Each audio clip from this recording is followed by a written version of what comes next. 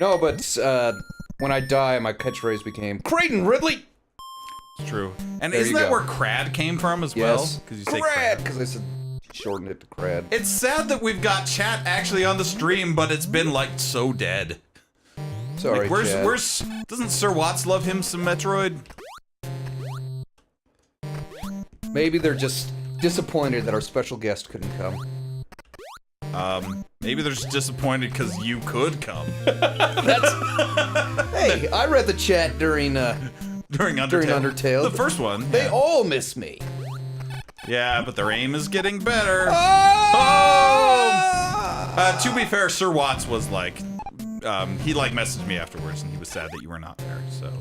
So you've got at least one fan, and at most one fan. So, oh no, Kelvin's chat. He said my bad. I think Fast Eagle missed me. You and maybe Eternal Cure. It's okay, Kelvin. If you don't want to speak, you know, we'll accept your silence as judgment. Kelvin missed you too. So. Oh, thanks, Kelvin. You're the reason we have analytics in Canada.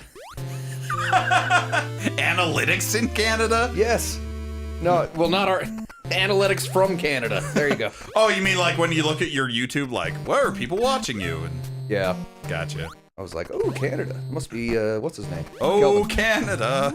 Yeah, that's what I actually said. Yeah. I started singing that. There you go. With the wrong lyrics, since I don't know the lyrics. Anyway, so as Brinstar was a big, like, a giant open area for the most part. I got stuck in the wall. Norfair here is a little more maze-like. As you can see, there's tons of sideways rooms. And Norfair is kind of where people that don't have a map, when they play the game, they get super lost. And they're like, this game is just the same room 30 times in a row. It's because the map is no fair. The area is. And there's also lots of like dead ends, and you're like, so you have to bomb through the wall. But there are some walls that will get you places, and some that don't. So it's. I think you'll be pleasantly surprised. Bitch. Ah, let's just knock me into the lava, Garuda. That's what these things are called. They're called Garudas. What? That's from Legend of Zelda. No, those are Garudos. All right. And they're very different. Those are thief women, and these are with big noses. And these are Spider-Man claw faces. Spider-Man claw. Look at him. It's the Spider-Man face, but he's got claws. Yeah, it's kind of like Spider-Man. Claws for long. Speaking of Garudos and Legend of Zelda, I was at Hastings, and they have a comic book adaptation from 1993 of A Link to the Past, and it's pretty cool. Oh. So you can check it out on Amazon, too. And subscribe. It's by a Japanese artist. Apparently it came out in Japan. It was like a manga, but they translated it and made it go in the right direction. So made it go in the right. So they just reversed it. It's like what they did with Twilight Princess when they put it on the Wii, and they're like, Link's left-handed, but we have to make everything right-handed for the Wii people. Right. For the Wii people. Oh, the wee little people. Well, I assume they made it go in the right direction because it was in Japanese before, but you know, I could be wrong. But the other thing is, it's cool because it's done in kind of a watercolor style and a cute cartoony style. So if you like that sort of thing, into manga type thing, it's pretty cool, and it's some good nostalgia from Link to the Past from the early 90s. There you go.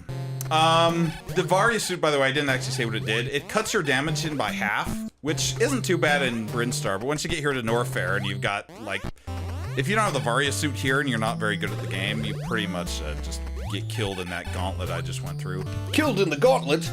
Ooh. You've gotten another rune stone. I can't even think. I can do the voice, but I can't think of the stupid line. Oh, just I keep joke. I keep walking in the lava because I keep tanking it because I keep screwing up the jumps because I thought I was a pretty good Metroid player, and then I'm like sucking tonight. So then the Doodler came along and distracted me. Distracted me with your wily ways. Anyway, with your tales of manga from the early 90s. I was like, ooh, Link to the Past. Oh, I'm dying. Anyway, this room is impossible to get past unless you've got the ice beam or are really good at that stupid bomb jump thing that I couldn't do. I've done it before, though. I just feel bad. Speaking of A Link to the Past, I'm going to talk about A Link to the Past again. Why? I don't know, it just reminded me of something. Did I save it for our Link to the Past? If that ever happens. No, you gotta talk about your Metroid stories. Tell us another Metroid story, Charles. I didn't play this game until high school. Right. Like, I never had it as a little kid, and I was like, oh, this is what Metroid is. And I'm like, It sucks. well, I didn't think it sucked, but I was like, I've kind of moved past this generation of games at that point in my life. Oh, you're like, this doesn't have enough colors. Because Super Nintendo. Well, Actually, high school would have been N64, right? Yeah, I was playing PlayStation N64, and I was still going back and playing old games. I mean, we still had our old NES and a ton of old games. Like, I'd play ice hockey still, and it was kind of fun, but it was 2-player. Right. But I'm not as big of a fan of the Metroids as the player here, so... I really not that I think they're bad whatsoever, they just have never grabbed my attention as much. No, that's fine. The Metroids I really enjoy. The first time I played this game was actually at a neighbor's house, and I don't remember how old I was, but I was really young. I was probably like 5 or either 4 or 5. And it just blew his mind, man. Well, no, I remember like we got stuck super early on because we couldn't figure out where the missiles were. Right. You know, because we were just a 5-year-old kid and you don't know what's going on. We're just one 5-year-old kid? I was at the time. I guess it works out grammatically. Foiled again!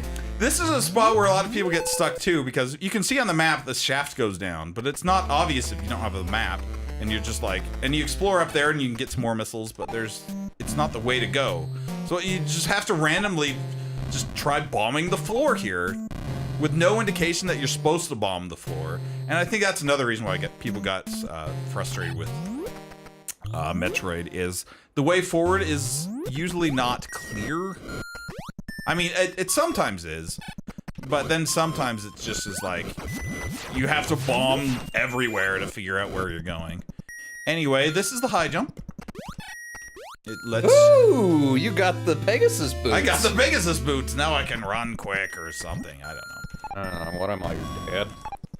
So Samus, I think the green hair just meant that the Varia suit, like, she, got some new hair dye and thought she was gonna, like, become a redhead. But then it, like, the minerals didn't quite work, and she got so angry that she decided to kill the space pirates. Really, it's just Anne of Green Gables. Green! Oh, I'm hideous! Because it's green hair. Green Gables. Oops. That was... No, her hair turns green because she tries to dye the red and turns green. I accidentally hit the W button and something about a movie happened. I've never actually seen Anne of Green Gables, which is sad because Annalisa loves it so much. It's her life story. According to her. So now we are in the green bubble part of Norfair. Norfair is supposed to be like the hot lava zone, and it kind of is. But the green bubbles will make a return in Super Metroid, because you go to the same planet. Here's another thing, like, there's no indication that you can jump up here other than the fact that this room just has kind of a low ceiling. But if you do it, you've got to come up here. You've got to do it, guys. Why do you got to do it? Because once you do, there's the best item in the game over here. The, store. The hair dye. The hair dye upgrade.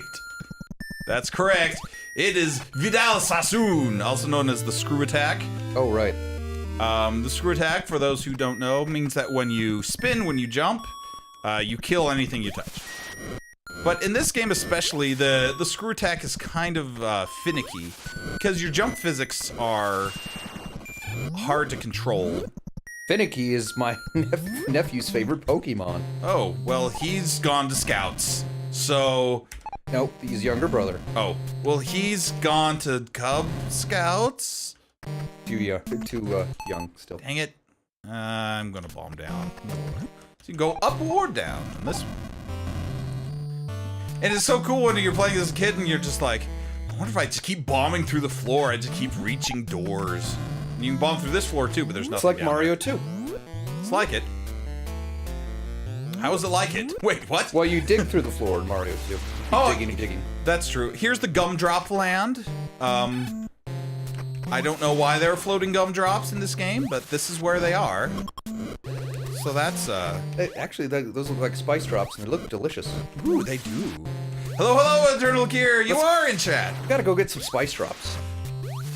Look at those jumping jellyfish. They're kind of cool. Jumping jellyfish. Batman.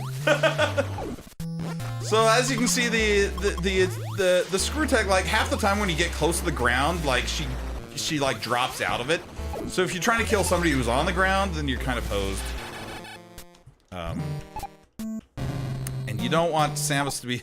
Well, Kelvin's now in YouTube, or I'm not sure what's going on there. Look, you can look at the everything's backwards in Canada. You can look at the chat yourself because it's now on screen, guys. It's my new setup. I can look at it now. Well, if you have glasses on, because the screen's still far away from you. There's a giant shoulder in the way. It's a normal-sized shoulder. I guess you're right. Anyways, you're like, oh no, it's a dead end. I went all that way. But wait, secret in the floor. Also, this lava is not actually lava. I was thinking, because I'm doing some Metroid-based doodles. Okay. And I was thinking, I was like, what? Okay. Like, is this the first Metroid art I've ever drawn? And it's not.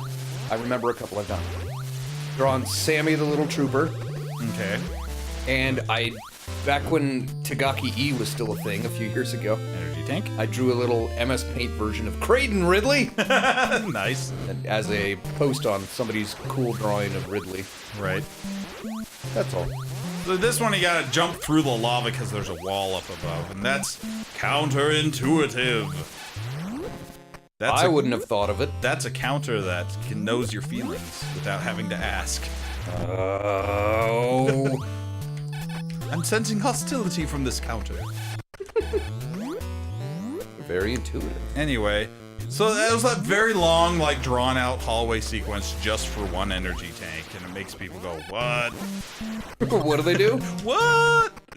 So many gumdrops for one energy tank. Those really do look like nice spice drops. They look delicious. That sounds delicious. I bet you they're lemon lime. Well, they're red and green, so they're like Christmas. I thought they looked yellow and green. I'm not being you mean argumentative.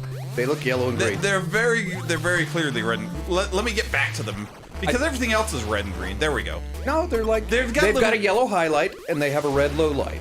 Okay, I'll give you that. It's got little like beige spots on it. Beige. So we've discovered. I think we should agree to disagree. What? That the player and I. We can never. One of us is either colorblind or we have very different versions of colors. No, I don't think it's. Well, it's also because you're far away from the screen. Just different color perceptions. Because neither of us are colorblind. Like, you look at the red-green colorblind tests online, and I think we both passed those with flying. What's that phrase? I forget. Fathers. Flying fathers. I said fathers. We passed with flying fathers. I'm having a kid, or my wife's having a kid right now. I'm having a kid. I'm an abomination. What I said was flying fathers. Flying fava beans. Farber is the German word for color. Oh. Anyway, you can bomb through the lava here. So I guess it would be Faben. It's weird watching this after being used to Super Metroid, says Eternal Gear. It is a little different. Ooh, bubbles. Yeah, these are the bubbles with the bubbles. It's bubbleception. Bubble bobble. These remind me of, I think it's Mega Man 3 or 4, that there's these bubbles down near the end of the game that are, you shoot them and then fish, like tadpoles, come out. So they're actually like eggs. Gross. It is kind of gross. But you keep shooting them and you get a ton of items, so it's good too. Well, that's good. That's a plus. There's stuff down there, but I'm not gonna eat yet because there's only one upgrade we haven't gotten in this game. What Can you is believe it? that? You'll find out. What do you think it is? Take a guess. I want you to see if you can tell what it is. Bavaria cream soup. We already got that. This screen, by the way, has, yep, that was what I was, if you fall down here, it's impossible to get out and you just have to die, which is why I made a save state. I hate doing that. It's really stupid and kind of a jerk move for the game to pull. Where would you go back to? You'd go back to the beginning of Norfair. It's the X-ray beam! That's where Eternal Gear guesses. Isn't that from Super Metroid? Yes, that's from Super Metroid. It's not the X-ray beam. Or the X-ray... the X-ray beam. It's not the X-ray visor, it's the X-ray beam, and you're just like... Well, it makes a beam. Well, like, I guess it's more a cone.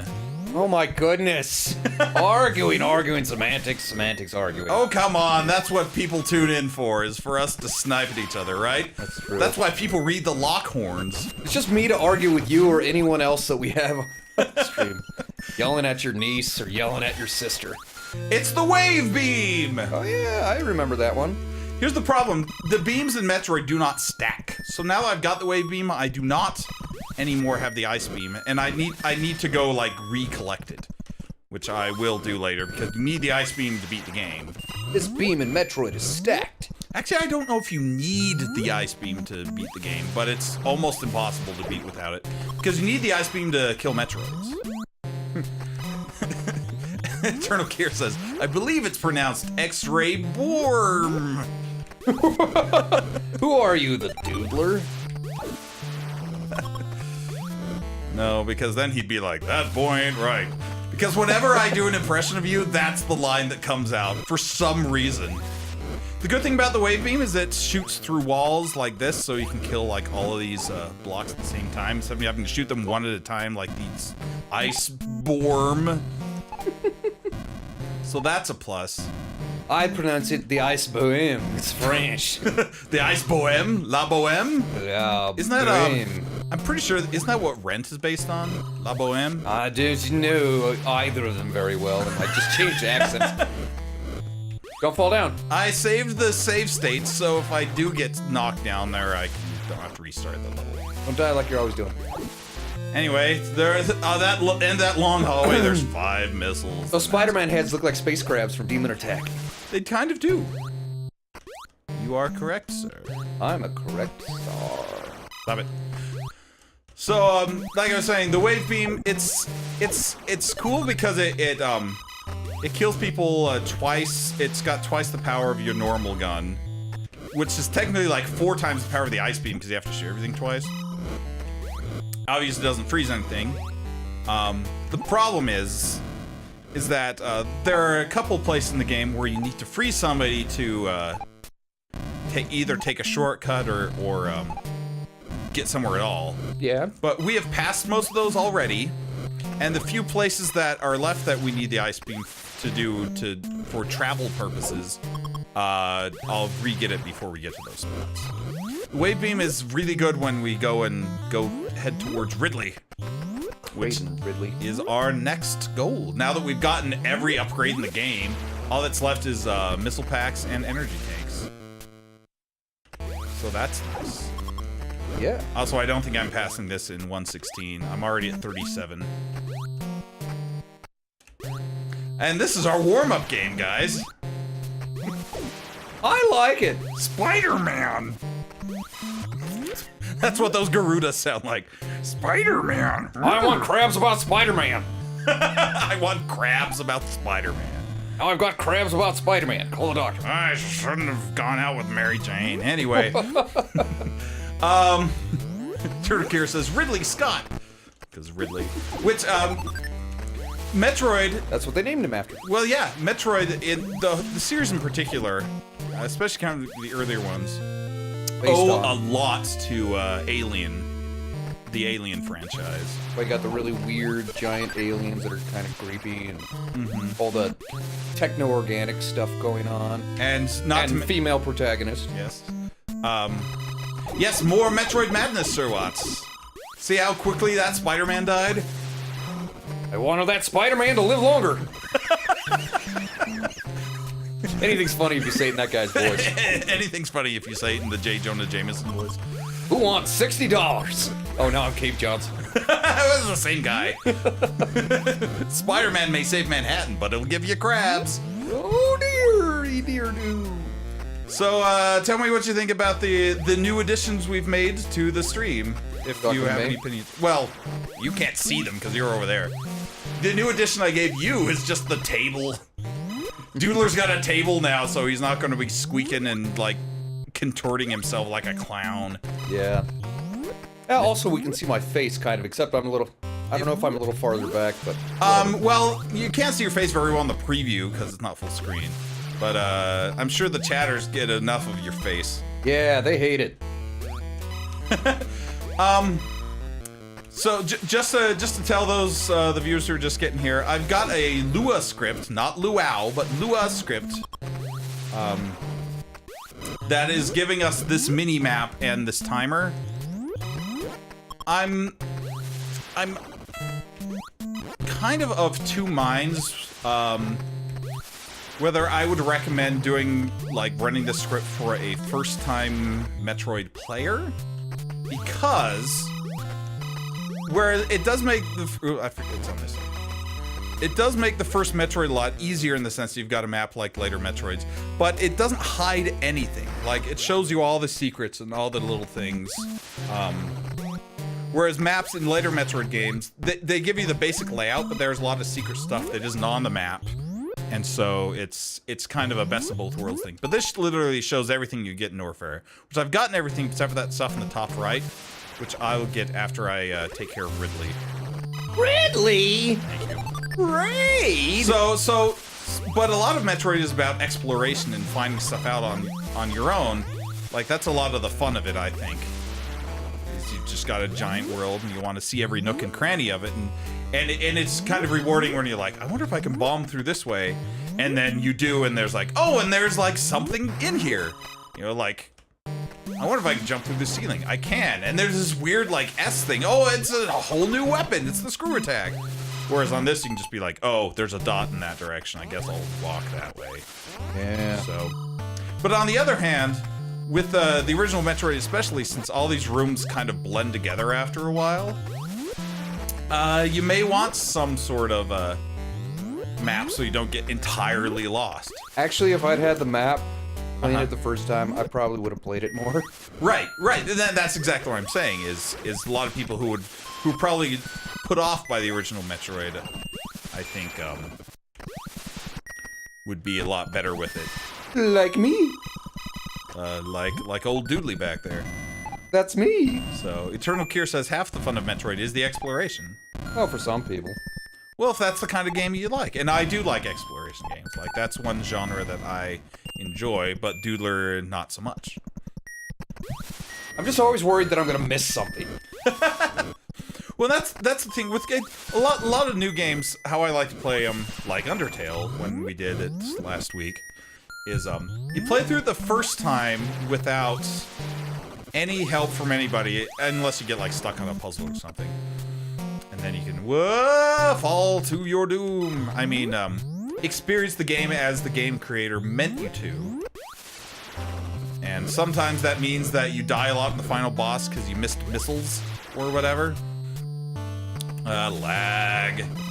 But sometimes, but it does mean that exploration and stuff is you get a genuine experience with it. And you're not just slavishly following it. If you're just following a game fact on your first time through a game, I mean, why did you even buy the game? That's my opinion. Some people like walkthroughs. Walkthroughs is fine when you get stuck, but not like as the default. You're like, all right, I just bought. Hold on, there's 2 angry men at this elevator.